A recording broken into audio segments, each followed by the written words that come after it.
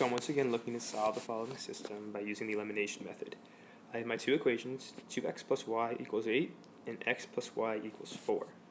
Now I have a couple options when I'm eliminating. I could either add or I could subtract my equations. Well, let's look at our variables, x and y. So in my first equation I have a 2x, and in my second equation I have an x. Well, if I add my equations together, 2x plus x would give me 3x. X doesn't eliminate. If I subtract 2x minus x, well, that gives me 1x. Once again, x does not eliminate.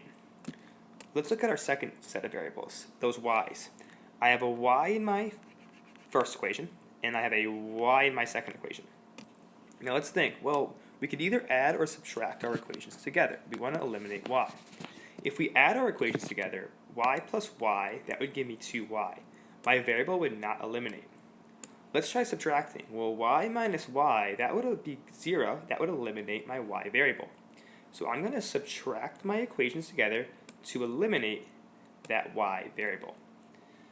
So we're going to do 2x minus x is 1x or just x. Y minus y, so we're subtracting our y's, that would give us 0. And then don't forget to subtract your constants. 8 minus 4, that would give us 4. So we're left with x equals 4. Notice that y variable is eliminated. Now, in order to get my solution, I need an ordered pair, an x and a y coordinate.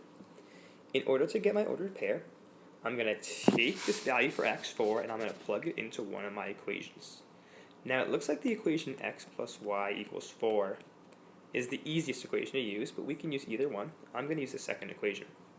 I'm going to plug in 4 for x. 4 plus y equals 4. And I'm going to solve for y. I'm going to subtract 4. Inverse operation. 4 minus 4 gives me 0. I'm left with just y on the left side of my equation. And 4 minus 4 gives me 0. I actually end up with y equals 0. I have my x coordinate. I have my y coordinate. As an ordered pair, that would be 4, 0.